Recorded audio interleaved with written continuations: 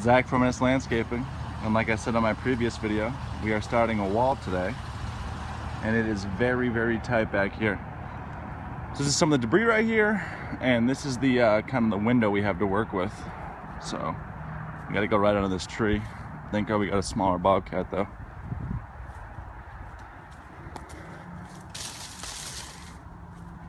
So I'll show you a little bit of the prep. So is that going to be enough road base for you, or you want more? So you want the tamp and the and then we'll get the block. So I'm going to Hudson Quarry next to get the block, but do you want a list?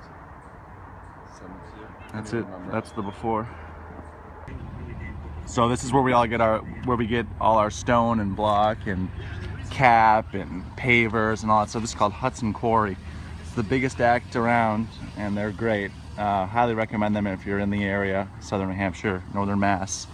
So, I mean, their lot is absolutely massive. This is just one section of it. Look at all this block stacked everywhere. But the thing is, you know, we're trying to get a dump truck because we can't really carry a lot of the weight for a lot of these walls we're starting to do now. I mean, some of these pallets are, 2,500, 3,300 pounds. So we had to take the rear ramp off this trailer, and hopefully he can slide it right in over the axles to carry the weight, evenly.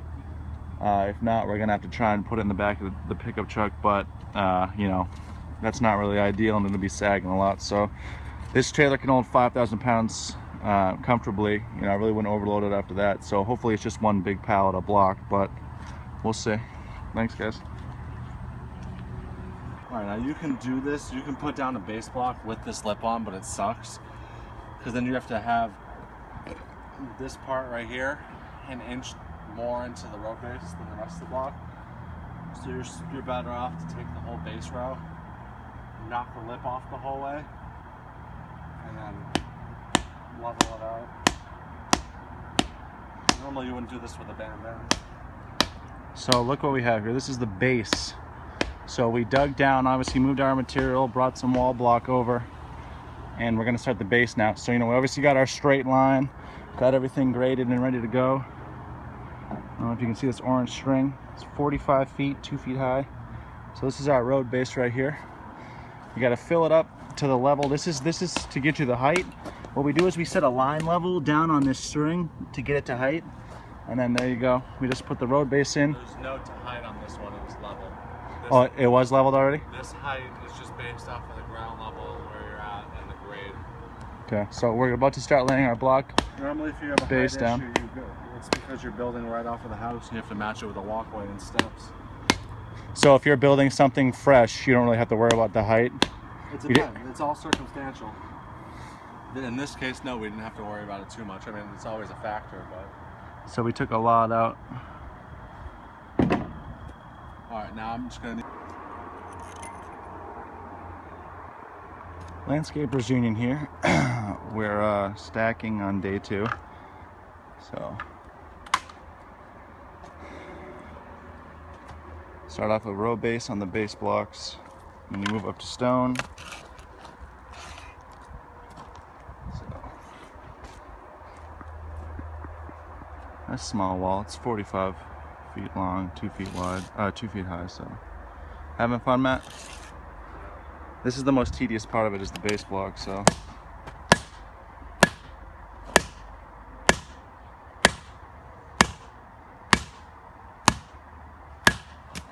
each one has to be perfect. A lot of measuring, a lot of leveling. So we only have this machine for a couple more hours, so we're trying to get it done as fast as possible and then try and move some of this debris right here. So reason number 1,500 why we need a heavy-duty dump truck is to get stuff like this out of jobs like this. Our pickup trucks just can't handle all this, It takes way too many trips, but we'll get it done. So all the blocks down, now we just have to split the ends, as in split the end blocks, cap it, fresh loam, seed fertilizer, so we're just finishing the grade right now. It is so dry out here.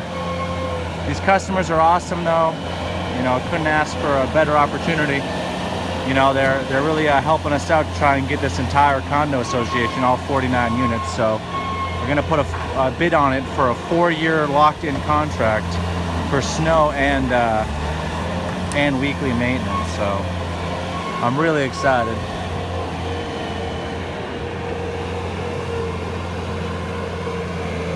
That's how tight it is back here.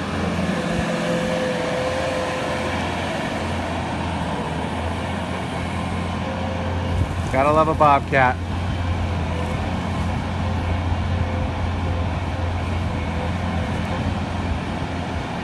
He's gonna drop piles behind the wall, then I'm gonna come in and do it by hand. But look how tight you have the turn in there. Everything's at an angle. So you can't really go in straight ahead on any of this stuff.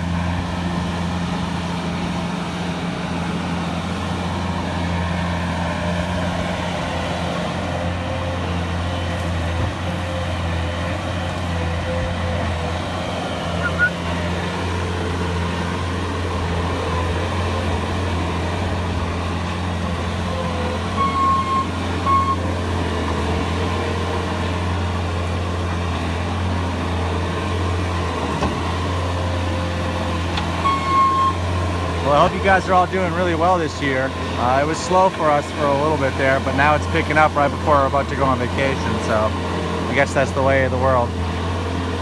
The contractors that do this place now came by yesterday and they didn't mow like 3 out of the 7 houses in this cul-de-sac, including the head of the association's house, so it shows how quickly you can lose a contract if you don't do it the right way, you know?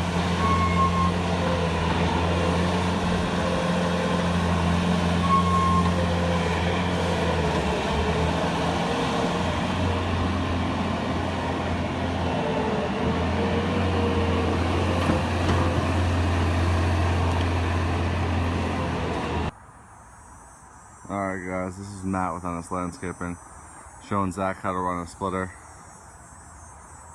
So it's basically like a car jack, but instead of lifting up, it crushes down. The way they make cement blocks, there's air pockets in them, so they split if you apply enough pressure. What Zach doesn't know is it's super hard to do this. Oh, okay. I was going real light. So There was nothing. So you go from nice and straight, smooth, no rock face all around, to a half with a rock face in the middle to add for a better finished look. If you don't do this, you don't know what you're doing.